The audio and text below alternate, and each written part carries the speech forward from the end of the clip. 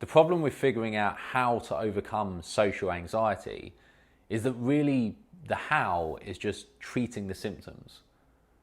And the problem with symptoms is that they kind of come back again and again and again and again until we actually get to the source, the cause, the reason that these symptoms are happening. And the source is understanding why. We need to first understand why we're experiencing social anxiety. Then we can figure out the how. And as human beings, we have a real tendency to imagine future scenarios because we have a very highly developed neocortex. Our conscious mind, compared to other mammals, is quite highly developed, and because of that, we can create quite complex, imagined scenarios of things that may happen. We can predict. And because of that, we also have a very highly developed subconscious ability to recognize patterns from our environment, from past experiences, and we learn things often quite quickly, which is both good and it can be a disadvantage. Now, what's happening when we're feeling anxiety is we're creating an imagined future scenario about all the terrible things that could occur if we go into, say, a social situation. And we're creating that from our past. So the past stories that we've fabricated ourselves based on our past events, and also the meanings behind those events that we've created, right? We've created patterns about what certain things mean, and therefore we use those meanings to project into the future about what it might mean if certain other things happen. And a lot of this is extremely subconscious, and what it does for most of us is it essentially creates a prison that we're stuck within based on how we see the world and what we see that we're capable of in the world, which is based on our past experience. So two things are happening. Number one, we're taking our past and we're building from that a construct of how we see the world and a construct of who we see ourselves as within the world. And that construct is our beliefs, it's our identity, it's what we feel is our truth of the world, of our reality. And that is the basis for these future imagined scenarios. So if you get this, if you get that anxiety cannot exist if we're utterly present in the present moment. Anxiety can only exist when we're using our past experiences to project into an imagined future scenario. And our brain cannot tell the difference between an imagined scenario and a real experience. So when we imagine ourselves walking into a social situation and maybe going up to somebody and getting rejected and everyone judging us and it meaning that we're worthless because that's the story that we've created from our past, that being rejected means we're worthless, for example. Well, if that's the case, then that imagined future scenario is going to paralyze us. Because as human beings, we don't want to feel worthless. You know, being worthless would go directly against two of our 6 human needs, the need for significance and the need for love and connection. So at all costs, we're going to want to avoid being made to feel worthless.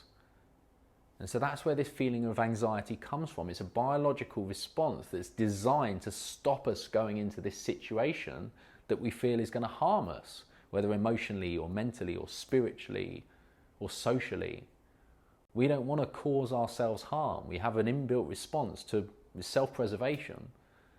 But the only reason the response is being triggered is because of 2 things.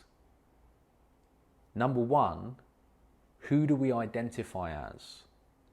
And that's based on our construct of the past. Who do we identify as based on our past?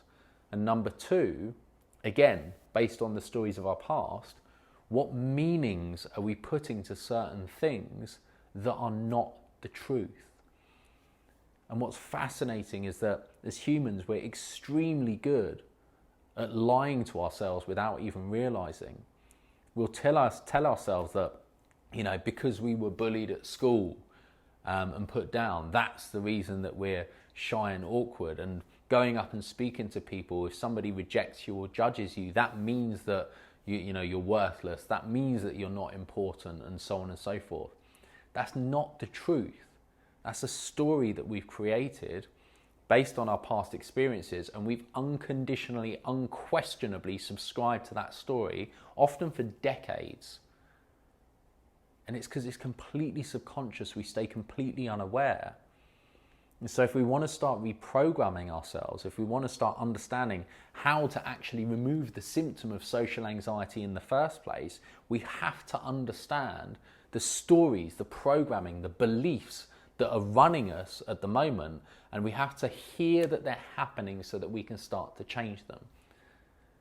And the fascinating thing is, when you start to hear them, when you build an awareness around that, those stories and those beliefs, it actually isn't that hard to change them. It's the challenging part is getting the awareness, recognizing that they're even happening. And so the way that you do this is, if let's say you're imagining a future scenario, right? And we can talk about in another video how to stop doing that. But let's say you're imagining a future scenario where the worst is going to happen and the world's going to end in our minds. You basically just question yourself every single time you catch yourself running an inner dialogue. You question it with, is that the truth or is that just a story? And I'll give you a clue. Every single time that there is, unless it is absolute fact, it will be every single time a story that we have created.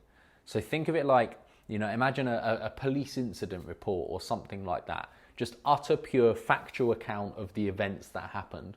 That is essentially the truth of our past, right? We can't change the past. We can't change the things that have happened to us.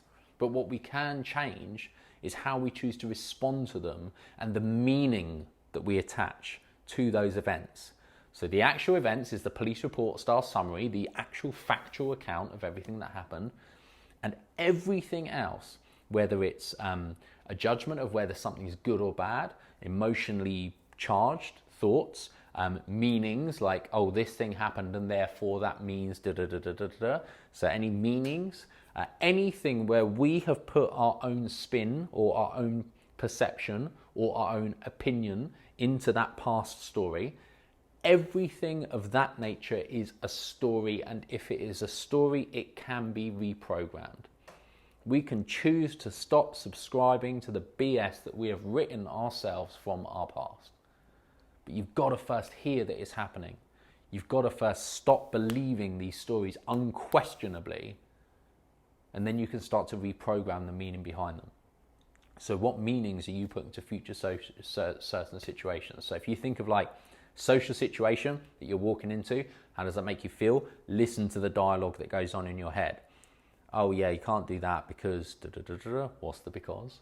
If she then rejects you, like you go up and talk to a girl or something like that, and she rejects you, that means da da da da da da. What's your brain telling you about what that means? Every single time you hear yourself saying any kind of dialogue that's keeping you trapped or causing you to feel anxiety, you question it. Is that the truth or is that just a story? And every single time that it is not a complete factual police incident style report, it's a story. Recognize that. And when you can start seeing it as a story and going, oh, hold on, that's not actually true, that's just something I've chosen to believe, you then go back, look at where that came from, and you can choose a different meaning behind that event. And the way that you do that is you look at the event, you look at what you've chosen to make that mean, and you decide what you would like it to mean instead. What's the opposite belief? What's the opposite meaning? What's the empowering version of the negative story that you've created? What's the flip side? What's the opposite? And whatever that is, you then go out and look for proof in the world that backs up that new story, because you will find whatever you look for. Whether you look for reasons you can't or whether you look for reasons you can, you will find them. And so it's down to you to realize that, if you've got things in your past that have happened, like, your parents split up when you were younger, or you were bullied in school, or, you were rejected hard, or this happened, or this happened, or this happened, or this happened. We're deciding every single day, we're deciding subconsciously whether those events and the meanings we're attaching to them are the reason that we can't or the reason that we can. And we've got to get that awareness to look at what's the story so that we can reprogram it and change it. And when we can change it and we can start to identify as a different type of person as a result of that, It means that we're going to slowly, over time, through practice, and it takes consistent action, but we're going to slowly start to reprogram the emotional response that we have in that situation. So, for example, if your story was that you can't go up and talk to people because you're shy and awkward because of that time you got bullied at school, and if you get rejected, it means that you're worthless.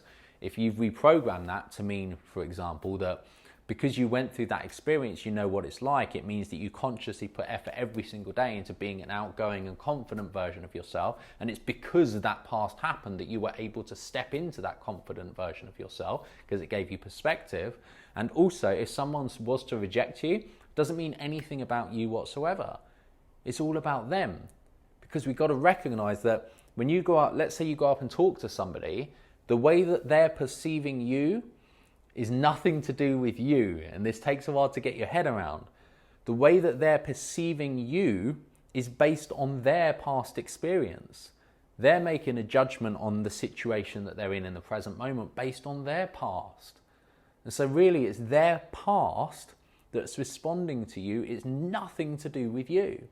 And if you realize that, and therefore you create a story that says, hey, if somebody rejects me, it doesn't mean I'm worthless. It doesn't mean anything at all. I decide my own worth. I decide what I feel I'm worth. And if that's your story and you go, well, rejection means nothing, well, suddenly there's no risk anymore to getting rejected. We can go into social situations without it meaning that we're worthless. We're just talking to another human being.